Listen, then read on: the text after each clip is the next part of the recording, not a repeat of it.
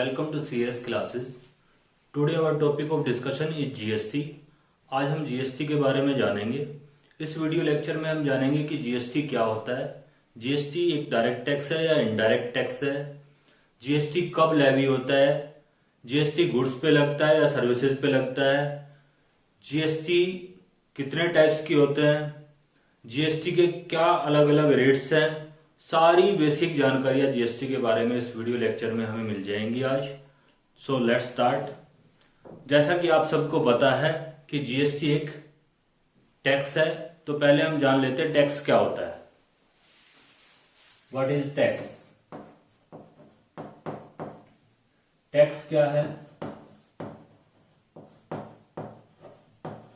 Compulsory extortion of money.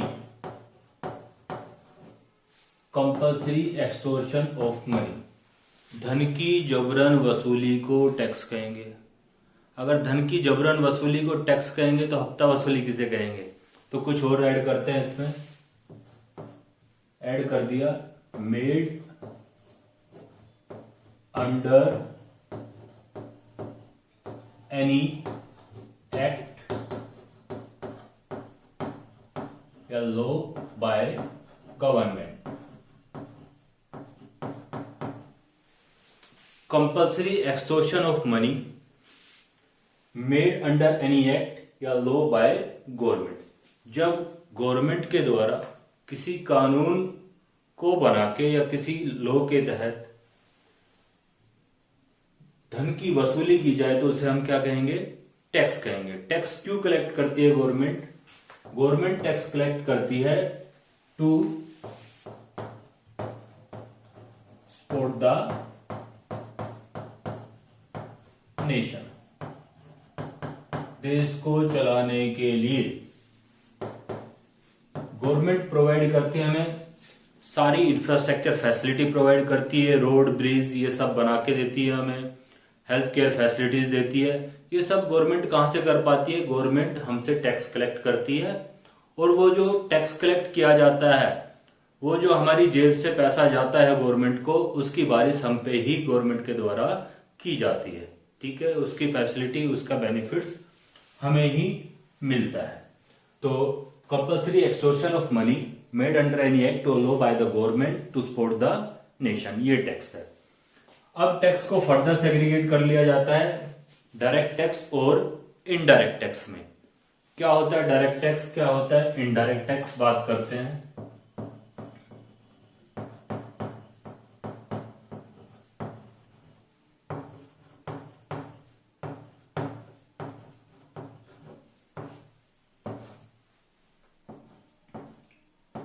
मान लीजिए मैं आपको कोचिंग फैसिलिटी प्रोवाइड कर रहा हूं, कोचिंग दे रहा हूं, टैक्सेशन पढ़ा रहा हूं और मैं आपसे फीस कलेक्ट कर रहा हूं जिसपे जीएसटी मैं चार्ज कर रहा हूं.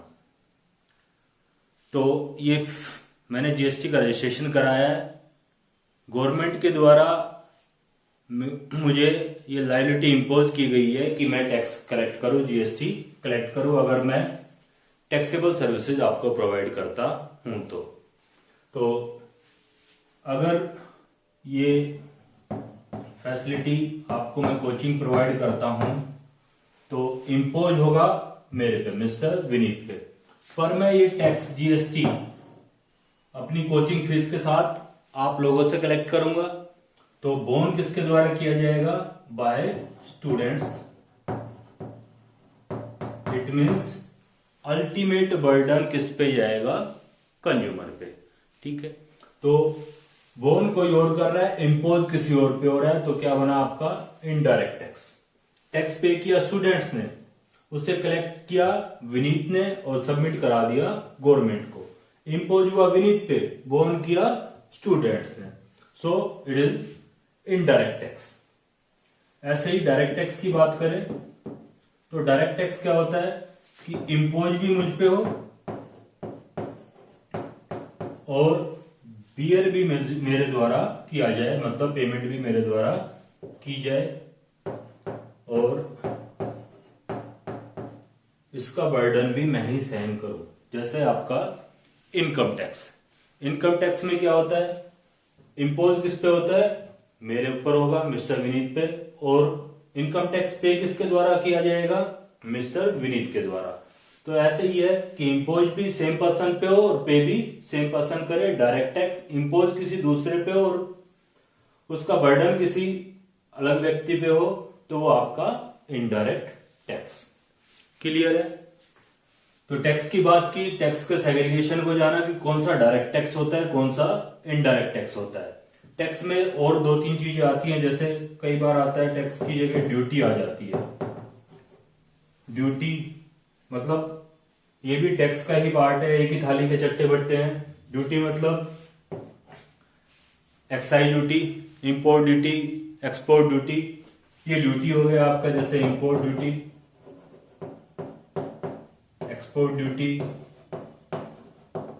ऐसे ही टैक्स को सेस के द्वारा भी कलेक्ट किया जाता है। सेस स्पेसिफिक पर्पज के लिए लगाया जाता है, जैसे आपका स्वच्छ भारत सेस, कृषि कल्याण सेस, किसी स्पेसिफिक पर्पज के लिए जो पैसा कलेक्ट किया जाए गवर्नमेंट के द्वारा वो सेस हो गया। और टैक्स तो आपको पता ही है, टैक्स काफी है, एंटरटेनमेंट टैक्स, इनकम टैक्स, ये सब, प्रोफेशनल टैक्स, ये टैक्स। तो ये तीनों एक ही चीज है, टाइप्स ऑफ टैक्स है, चाहे ड्यूटी कह ले इन्हें, चाहे सेस कह ले, चाहे टैक्स कह ले, एक ही थाली के चट्टे बट्टे हैं। तो आइए अब बात करते हैं जीएसटी क्यों लाया गया, why Indian government was bring GST in India. GST के आने से पहले क्या बैरियर्स थे, क्या ऑब्स्टेकल्स थे, और प्री जीएसटी क्या सिचुएशन थी हमारे देश में, एक बार उस पर नजर डालते हैं। जीएसटी से पहले मल्टीपल टैक्सेस थे, अलग अलग टैक्स थे। सेंट्रल गवर्नमेंट अपने अलग टैक्स लगाती थी, स्टेट गवर्नमेंट अपने अलग टैक्स लगाती थी। Mainly central government central excise duty लगाती थी, इंटरस्टेट सप्लाई पे सीएसटी चार्ज किया जाता था, सर्विस टैक्स अलग लगाया जाता था। ऐसे ही स्टेट गवर्नमेंट्स काफी कुछ टैक्सेस, एंटरटेनमेंट टैक्स वगैरह, लोकल टैक्स, एंटी टैक्स, ये बहुत से टैक्स स्टेट गवर्नमेंट लगा के चलती थी। तो जीएसटी के आने से अराउंड 17 टैक्स मर्ज हो गए, 17 टैक्स सब्स्यूम इन जीएसटी, और सारे टैक्स मर्ज होके एक ही आवाज आई, वन नेशन वन टैक्स। इसलिए ये बोला गया कि one nation one tax, multiple tax subsume हो गए, अराउंड 17 टैक्स मर्ज हो गए यहाँ पे। अब बात करते हैं मल्टीपल प्रोसीजर। जो 17 टैक्स मर्ज हुए इनके अपने अलग अलग प्रोसीजर्स थे। प्रोसीजर्स की बात करें तो सबका अपना अलग अलग रजिस्ट्रेशन कराना पड़ता था हर टैक्स में। हर टैक्स की पेमेंट की अलग अलग डेट्स होती थी। हर टैक्स की रजिस्ट्रेशन से लेकर रिटर्न तक अलग अलग फॉर्म्स फाइल करने पड़ते थे, अलग अलग डेट्स होती थी। तो ये सारी चीजें, बहुत सारा कंप्लायंस हो जाता था, जिसके लिए एक्स्ट्रा टाइम और एक्स्ट्रा कॉस्ट बियर करनी पड़ रही थी। तो मल्टीपल प्रोसीजर्स आपके यहाँ पे खत्म हो गए, मल्टीपल टैक्स खत्म हो गए, एक जीएसटी आ गया, one nation one tax, multiple procedures, multiple compliance खत्म हो गए। अब बात करते हैं मल्टीपल टैक्सेबल इवेंट्स की। टैक्सेबल इवेंट वो घटना होती है जिसके होने पे कोई भी टैक्स इंपोज होता है असेसी पे। तो हर टैक्स की अपनी अपनी अलग टैक्सेबल इवेंट्स थी। बात करें मैन्युफैक्चरिंग पे, आपकी सेंट्रल एक्साइज ड्यूटी लगती थी। जब जब मैन्युफैक्चर होता था आपकी सेंट्रल एक्साइज ड्यूटी लगती थी। गुड्स की सेल पे वैट वगैरह चार्ज होता था। सर्विस प्रोवाइड करते थे, सर्विस टैक्स लगता था। एक स्टेट से दूसरे स्टेट में गुड्स जाता था या सर्विस प्रोवाइड करते थे तो इस तरीके से अलग अलग टैक्स लगते थे। सीएसटी लगता था एक स्टेट से दूसरे स्टेट में जाने पे, तो इंटर स्टेट पे सीएसटी लग जाता था। तो मल्टीपल टैक्सेबल इवेंट थी। मल्टीपल टैक्सेबल इवेंट्स को खत्म कर दिया गया। अब एक ही टैक्सेबल इवेंट मानी जाती है जीएसटी में, जिसको नाम दिया गया सप्लाई। जब जब गुड्स की सप्लाई होगी, सर्विसेज की सप्लाई होगी, या कह लीजिए गुड्स और सर्विस की मिक्स सप्लाई होगी, तो आपका वो टैक्सेबल इवेंट माना जाएगा। जब जब टैक्सेबल गुड्स की, टैक्सेबल सर्विसेज की सप्लाई होगी तो वो आपकी टैक्सेबल इवेंट्स काउंट की जाएगी। अब बात करते हैं पर्सन की। नंबर ऑफ पर्सन इंक्लूड्स थे मैन्युफैक्चरर, ट्रेडर, होलसेलर, रिटेलर, सब अपना अलग अलग टैक्स के हिसाब से, मल्टीपल टैक्स थे, अलग अलग टैक्स के हिसाब से अलग अलग टैक्सेबल इवेंट्स बन रही थी और अलग अलग पर्सन्स उनमें इन्वॉल्व हो रहे थे। पर अब पर्सन कौन है? जो सप्लायर है, और जो आरसीएम के केस में रिवर्स चार्ज मैकेनिज्म की बात करें तो उसमें जो रेसिपेंट है, यही दो ऐसे व्यक्ति हैं जो अब टैक्स पे करेंगे। अब बात करते हैं कास्केडिंग इफेक्ट की। कास्केडिंग इफेक्ट का मतलब होता है tax on tax, tax on tax. Tax on tax है क्या? एक एग्जांपल से समझ लेते हैं पहले कास्केडिंग इफेक्ट को। मान लीजिए कोई कंपनी अपना गुड्स प्रोड्यूस कर रही है और उसको प्रोड्यूस करके उसमें सारा प्रॉफिट वैल्यू सब जोड़ के उसकी वैल्यू आई 10,000, प्री जीएसटी बात कर रहे हैं, वैल्यू आई 10,000, उस पे सेंट्रल एक्साइज ड्यूटी लगा दी जाती थी।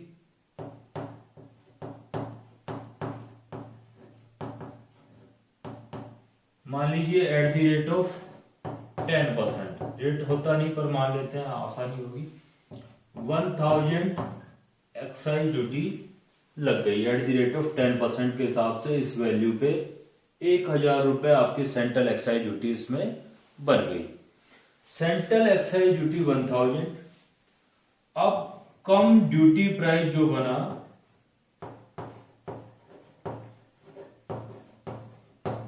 कम ड्यूटी प्राइस का मतलब है ड्यूटी जिसमें इंक्लूड हो। कम का मतलब इंक्लूड, ड्यूटी इंक्लूड है इसमें। कम ड्यूटी प्राइस आपका 11,000 का यहां पे बन जाएगा। अब जो वैट चार्ज किया जाता था पहले, वो कम ड्यूटी प्राइस पे चार्ज किया जाता था। वैट की बात करें तो वैट मान लीजिए इस केस में at the rate of 4% on come duty price. Come duty price पे वैट चार्ज किया गया 4%, जो कि आ गया आपका 440 रुपए। अब कास्केडिंग इफेक्ट क्या है उसे समझते हैं। जो आपकी एक्साइज ड्यूटी है 1,000, वो कम ड्यूटी प्राइस में इंक्लूड है। इस 11,000 में 1,000 रुपए ऐसा है जो एक्साइज ड्यूटी का है, मतलब पहले से टैक्स इंक्लूड है इसमें 1,000 रुपए का, और उस 1,000 रुपए पे टैक्स दोबारा से चार्ज किया गया जो कि 440 टोटल बनता है। और 40 जो है वो इस 1,000 रुपए की वजह से 40 रुपए एक्स्ट्रा हमें टैक्स पे करना पड़ा है। तो ये जो एक्स्ट्रा टैक्स हमें पे करना पड़ा है वो टैक्स ऑन टैक्स है। इस 1,000 रुपए पे 40 रुपए टैक्स है, जिसे हम बोलते हैं कास्केडिंग इफेक्ट। तो जीएसटी आने के बाद 99.9% ये जो है आपका कास्केडिंग इफेक्ट हट गया है, रिमूव हो गया है। अब कास्केडिंग इफेक्ट नहीं बचा। नेक्स्ट बात करते हैं डबल टैक्सेशन की। डबल टैक्सेशन क्या था? पहले एक ही चीज पे दो तरीके के टैक्स लग जाते थे। बात करें रेस्टोरेंट सर्विसेज की, तो रेस्टोरेंट सर्विसेज की फुल वैल्यू जो होती थी, जो भी वैल्यू होती थी, उस वैल्यू पे वेट आपका कंप्लीट पोर्शन पे फुल वैल्यू पे वेट चार्ज होता था, और अराउंड 40% वैल्यू पे सर्विस टैक्स भी चार्ज किया जाता था। तो एक ही चीज पे वेट भी लग रहा है और सर्विस टैक्स भी लग रहा है। तो डबल टैक्सेशन वाली सिचुएशन थी, जो कि जीएसटी के आने पे ये सिचुएशन अब रिमूव हो गई है। 99.99% ये सिचुएशन खत्म हो चुकी है। नेक्स्ट है आपका लेवल। पहले 3 लेवल थे, इंट्रास्टेट, इंटरस्टेट और इंटरनेशनल लेवल। ये 3 लेवल थे। जीएसटी आने के बाद सिर्फ 2 ही लेवल बचे, आपका इंटरस्टेट लेवल बचा और इंटरस्टेट लेवल बचा। इंटरनेशनल मतलब within the country, between the country जो था, एक कंट्री से दूसरे कंट्री के बीच में जो भी ट्रेड कॉमर्स होता था वो अब इंटरस्टेट में ही कवर कर लिया गया है। तो इस प्रकार से हमने देखा कि मल्टीपल टैक्सेस थे, उन टैक्सेस के मल्टीपल प्रोसीजर्स थे, रजिस्ट्रेशन कराना, टैक्स पे करना, रिटर्न फाइल करना, सबके अलग अलग फॉर्म्स थे। तो बहुत ज्यादा कंप्लायंस वर्क बढ़ जाता था, बहुत ज्यादा बर्डन आ जाता था, कंपनी की वर्किंग कॉस्ट बढ़ जाती थी, वो सब कम हो गई। मल्टीपल टैक्सेबल इवेंट्स थे, अभी टैक्सेबल इवेंट्स आपकी खाली सप्लाई टैक्सेबल इवेंट बची है। जब जब सप्लाई होगी टैक्सेबल गुड्स की या टैक्सेबल सर्विसेज की या दोनों की, तब तब टैक्सेबल पर्सन टैक्स पे करेगा और सप्लाई टैक्सेबल इवेंट मानी जाएगी। नेक्स्ट है आपका पर्सन। पर्सन की हमने बात की, अब पर्सन दो ही बचे हैं जो टैक्स पे करेंगे, या तो सप्लायर या रेसिपेंट ऑफ गुड्स और सर्विसेज। नेक्स्ट है आपका कास्केड इफेक्ट, हमने बात की अभी टैक्स ऑन टैक्स है, और टैक्स पे टैक्स। अब ये सिचुएशन 99.99% रिमूव हो गई है, डबल टैक्सेशन भी रिमूव हो गया है। लेवल अब दो ही है, इंट्रा स्टेट और इंटर स्टेट, जो हम आगे डिस्कस अभी करेंगे। What is GST? जीएसटी जो कि 1 जुलाई 2017 को लागू हुआ हमारे देश में, सेम डे सीए भी होता है हमारा। GST A tax on supply of goods और सर्विसेज, और बोथ गुड्स की सप्लाई पे, सर्विसेज की सप्लाई पे, और बोथ का मतलब है मिक्स सप्लाई, जहां पे गुड्स और सर्विस दोनों एक साथ प्रोवाइड की जा रही हो। तो दोनों मिक्स सप्लाई हो, गुड्स की सप्लाई हो या सर्विसेज की सप्लाई हो, अगर इनकी सप्लाई होती है तो जीएसटी चार्ज किया जाएगा। Excluding the supply of alcoholic liquors for human consumption. Human consumption के लिए जो एल्कोहलिक लिकर्स यूज किया जाता है वो जीएसटी के दायरे से बाहर रखा गया है अभी फिलहाल। तो हम बात करते हैं, उस पर ना जाते हुए हम बात करते हैं कि सप्लाई ऑफ गुड्स और सर्विसेज, और बोथ का मतलब है मिक्स सप्लाई, जिसमें गुड्स भी और सर्विसेज भी हो। इन सबकी अगर सप्लाई होती है तो उस पर जीएसटी चार्ज किया जाएगा। मतलब सप्लाई जो है आपकी वो टैक्सेबल इवेंट है, वो घटना जिसके घटने से आप पे टैक्स इंपोज हो जाएगा।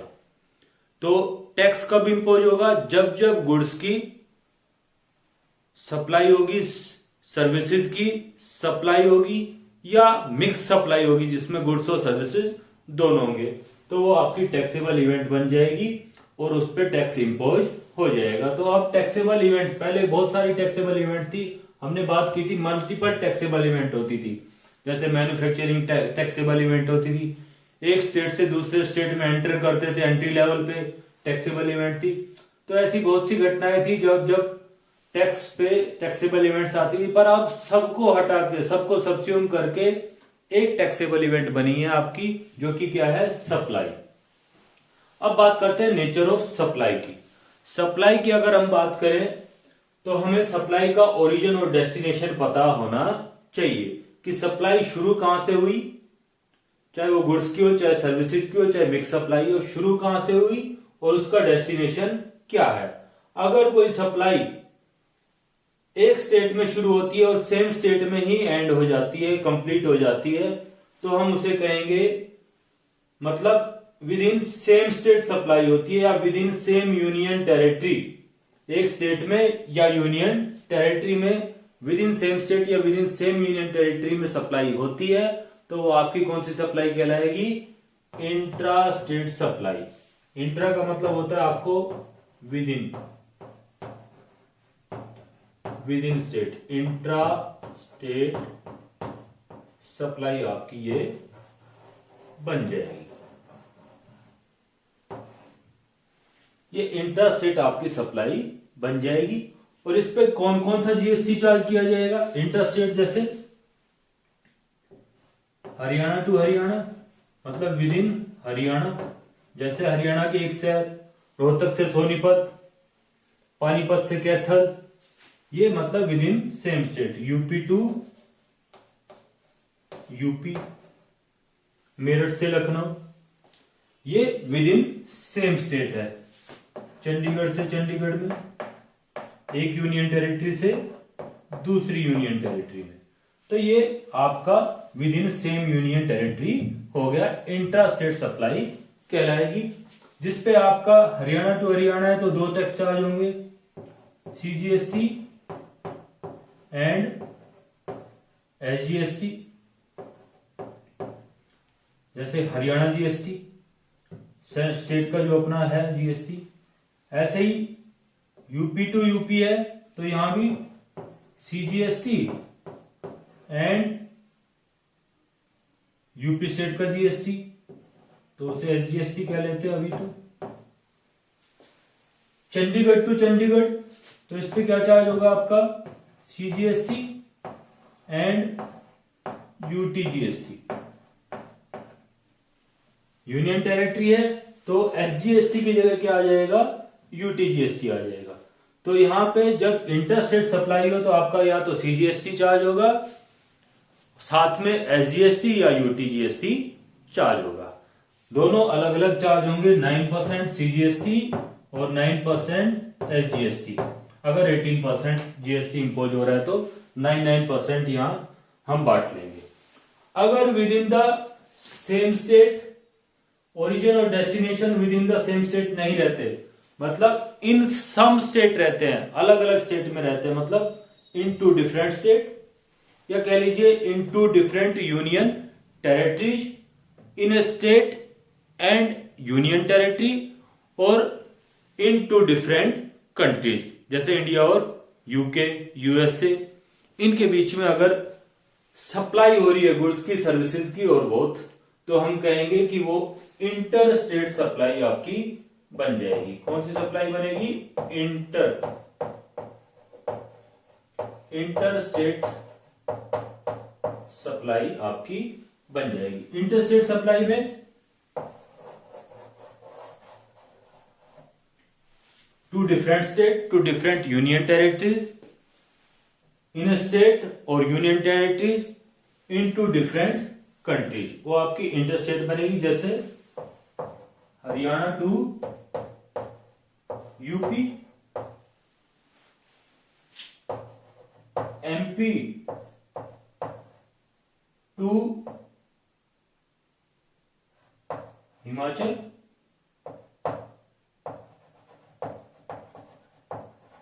तो इस तरीके से दो अलग अलग स्टेट के बीच में सप्लाई की जा रही है, जो कि आपकी इंटर स्टेट सप्लाई बनी, जिसपे क्या चार्ज किया जाएगा, आईजीएसटी आपका चार्ज होगा एट द रेट ऑफ 18%।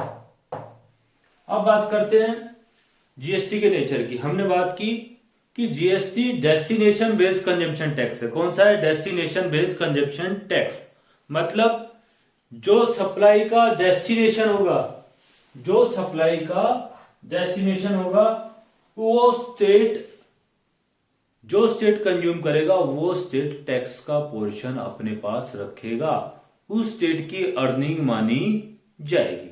जैसे बात करें यहां हरियाणा टू यूपी, सप्लाई हो रही, ओरिजिन है हरियाणा, जा कहा रहा है यूपी में, डेस्टिनेशन क्या है सप्लाई का, यूपी, तो यूपी टैक्स को रखेगा। आईजीएसटी चार्ज के 18%, इस आईजीएसटी का एक हिस्सा कौन ले जाएगी, सेंट्रल गवर्नमेंट, और दूसरा हिस्सा हरियाणा को मिले या यूपी को, यहां यूपी को मिलेगा क्योंकि डेस्टिनेशन बेस्ड कंजम्पशन टैक्स है। यूपी हिस्सा रखेगा, जहां टैक्स कंज्यूम होगा वो स्टेट टैक्स का पोर्शन रखेगा। तो आई होप समझ आया होगा ये। आगे देखते हैं। तो आइए अब बात करते हैं जीएसटी के टैक्स रेट के बारे में। जीएसटी के टैक्स रेट को गुड्स के लिए हम एचएसएन कोड यूज करते हैं और सर्विसेज के लिए एसएससी कोड यूज करते हैं। हर गुड्स के लिए एक एचएसएन कोड होता है और हर सर्विसेज के लिए एक एससीसी कोड होता है। हर गुड्स का एक एचएसएन कोड होगा। एचएसएन मतलब हार्मोनाइज्ड सिस्टम ऑफ नोमेनक्लेचर के हिसाब से हर गुड को एक स्पेसिफिक कोड दिया गया है और हर स्पेसिफिक कोड के साथ एक टैक्स रेट प्रोवाइड किया गया है। ऐसे ही ये आपका सर्विसिंग अकाउंटिंग कोड है। हर सर्विस को एक सर्विसिंग अकाउंटिंग कोड दिया गया है, एक एसएससी दिया गया है और उसके साथ एक स्पेसिफिक टैक्स रेट बताया गया है। तो अब कोई टेंशन नहीं है, आपको अपने गुड्स का टैक्स रेट जानना है, अपनी सर्विस का टैक्स रेट जानना है, तो आप अपना एचएसएन या एसएससी डालिए, आपका टैक्स रेट निकल के आ जाएगा। मेनली जो टैक्स रेट्स है वो डिवाइड किए गए हैं अराउंड 4 to 6 टाइप्स के हमारे पास रेट्स है। पहले आता है आपका नील रेट, जिसमें सारी एसेंशियल आइटम्स आती है, एसेंशियल कमोडिटीज आती है। जैसे आपका साल्ट इस कैटेगरी से बिलोंग करता है, ग्रेन इस कैटेगरी में आ जाते हैं आपके, जैगरी गुड्स आपका इस कैटेगरी में आ जाता है। तो ये मेनली वो चीजें हैं जो सभी के लिए जरूरी होती हैं। तो ये 0% या नील रेटेड गुड्स की कैटेगरी में आते हैं। नेक्स्ट जो आपका है वो 0.25% एंड 3%, ये जेम एंड ज्वेलरी सेक्टर्स में यूज होता है। जेम एंड ज्वेल्स में ये यूज होता है आपका। नेक्स्ट है आपका 5% रेट, जो मास कंजम्पशन होती है गुड्स की, आमतौर पे यही होती है जो कॉमन पीपल यूज करता है। जैसे आपका टी हो गया, शुगर हो गया, कॉफी हो गया, एडिबल ऑयल्स हो गए, और जो लाइफ सेविंग ड्रग्स होती है इंसुलिन वगैरह, वो सारी आपकी इस कैटेगरी में आती है। टी हो गया, शुगर हो गया, कॉफी हो गई, ये सारी आपकी ड्रग्स हो गई, लाइफ सेविंग ड्रग्स हो गई, ये सब इस कैटेगरी से आपके बिलोंग करती है। 5% वाली टैक्स रेट में ये गुड्स आपके या सर्विसेज आ जाएंगी। ठीक है। नेक्स्ट है आपका 12% और 18%, जो कि एक स्टैंडर्ड रेट है। ये सारी मीडियोकल फैमिलीज इसे बियर कर सकती हैं, इसलिए इस पे 12% और 18% रेट्स रखा गया है। स्टैंडर्ड रेट है, लगभग सारी चीजें इसमें आ जाती हैं, मोस्ट ऑफ कम्युनिटीज इसमें बिलोंग करती है। जैसे आपका अकोमोडेशन है, आपका नोटबुक है, इसमें एयर टिकट्स है, शैम्पू है, टूथपेस्ट है, वेट मशीन है, ये सारी चीजें आपकी स्टैंडर्ड रेट में आती है, 12 to 8% कैटेगरी में बिलोंग करती है। नेक्स्ट जो है आपका 28% रेट है डीमेरिट गुड्स, जो आपका जैसे आपका एसी है, आपका फ्रिज है, एसी, फ्रिज, वॉशिंग मशीन, ये सब आपके डीमेरिट्स गुड्स है। क्योंकि एसी और फ्रिज से क्लोरोफ्लोरोकार्बन जनरेट होता है, तो इन्हें डीमेरिट्स गुड्स की कैटेगरी में रखा गया है, और इन पे सबसे ज्यादा टैक्स रेट चार्ज किया जाता है 28%। इसके अलावा लग्जरी गुड्स और सर्विसेज पे भी 28%, जो भी नोटिफाइड सर्विस है उन पे 28% का रेट रखा गया है। 28% प्लस कंपनसेशन सेस चार्ज होता है कई बार, 28% प्लस कंपनसेशन सेस चार्ज होता है। किन किन पे चार्ज होता है? जो भी आपका लग्जरी कार्स है, आपका पान मसाला, गुटखा, तंबाकू या बेवरेजेज है, कैसीनो, 5 स्टार की फैसिलिटीज, ये सब आपके जो है 28% प्लस कंपनसेशन सेस की कैटेगरी में आते हैं। इन पे कंपनसेशन सेस और लगा दिया जाएगा गवर्नमेंट के द्वारा। तो इस तरीके से 4 to 6 रेट्स हमें दिए हुए हैं, यही रेट्स लगते हैं। रेट को जानने के लिए हमें HSN कोड या SSC कोड की जरूरत होगी। हर गुड्स का एक स्पेसिफिक HSN या SSC कोड प्रोवाइड किया गया है। इसके लिए स्पेसिफिक वेबसाइट बनाई गई है, उस पे आप अपने गुड्स को मेंशन कीजिए, उसका HSN कोड आ जाएगा, साथ में टैक्स रेट स्पेसिफाई किया गया है। तो बहुत इजी कर दिया है। जबकि पहले नंबर ऑफ टैक्सेस थे, अलग अलग टैक्स थे, जो 17 टैक्स सब्स्यूम हुए हैं, आपके वन नेशन वन टैक्स बन गया GST, तो उनमें नंबर ऑफ टैक्सेस थे। तो अब वो सारी चीजें हट गई हैं। ये टैक्स रेट है, नॉर्मली यही टैक्स रेट ज्यादा चलते हैं। सबसे ज्यादा ये स्टैंडर्ड रेट चलता है, जो बहुत सी कम्युनिटीज पे लगाया जाता है। GST के रजिस्ट्रेशन के लिए टैक्सेबल सप्लाई का होना जरूरी है। अगर कोई पर्सन टैक्सेबल सप्लाई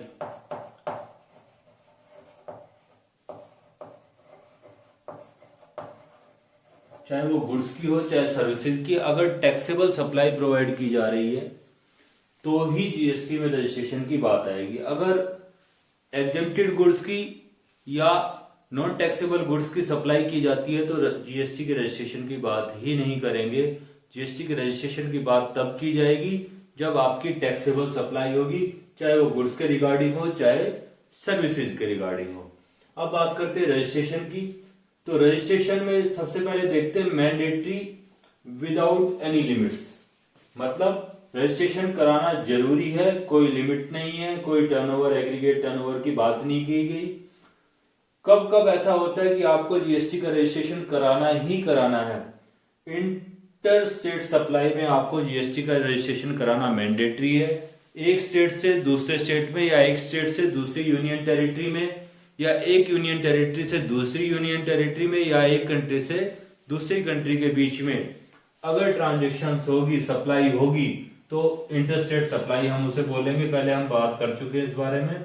और उसके लिए आपको जीएसटी का रजिस्ट्रेशन कराना मैंडेटरी है। इसके अलावा जो कैजुअल टैक्सेबल पर्सन होते हैं, कौन होते हैं कैजुअल टैक्सेबल पर्सन? वो व्यक्ति जो एक स्टेट से दूसरे स्टेट में या कुछ टाइम के लिए स्टेट में आके या यूनियन टेरिटरीज में आके अपना बिजनेस करता है, ट्रेड कॉमर्स की एक्टिविटीज करता है और प्रॉफिट अर्न करता है, पर उस पर टैक्स पे करे, इसलिए उसको कैजुअल टैक्सेबल पर्सन की कैटेगरी में डाला गया। जैसे कुछ लोग हम देखते हैं कि ट्रेड फेयर लगता है, बाहर से कुछ लोग आते हैं, बिजनेस करते हैं और पैसा कमाते हैं। एक महीने का ट्रेड फेयर लगा, उस एक महीने में उन्होंने इन लैक्स में अपनी अर्निंग कर ली। तो उन पर्संस के लिए जीएसटी का रजिस्ट्रेशन कराना मैंडेटरी हो जाता है और उन्हें ही हम कैजुअल टैक्सेबल पर्सन की कैटेगरी में कह सकते हैं। अब है पर्सन रिक्वायर्ड टू पे tax under RCM, reverse charge mechanism में जो भी पर्सन सर्विस रेसिपिएंट है, जो सर्विस रिसीव कर रहा है, उसको जीएसटी पे करना पड़ेगा और जीएसटी का रजिस्ट्रेशन कराना पड़ेगा। रिवर्स चार्ज मैकेनिज्म कब होता है? जैसे हम कहें मैन पावर की सर्विसेज, मैन पावर की सर्विसेज में जो सर्विस रेसिपिएंट है, जो सर्विस रिसीव कर रहा है, उसको जीएसटी का रजिस्ट्रेशन कराना पड़ता है और ये मैंडेटरी है।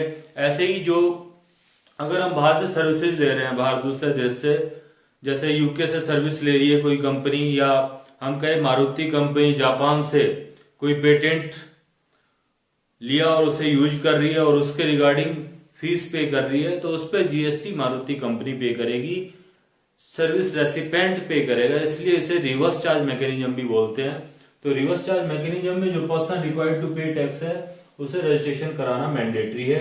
ऐसे ही इनपुट सर्विस डिस्ट्रीब्यूटर, इसमें क्या होता है, एक व्यक्ति के नंबर ऑफ ब्रांचेज है, नंबर ऑफ ऑफिसेज है, तो सभी ब्रांचेज ऑफिसेज का रजिस्ट्रेशन ना करा के आईएसडी का रजिस्ट्रेशन करा देता है और वहां से ही इनपुट वो जो है सभी ब्रांचेज में सेग्रीगेट करता है, बांटता है।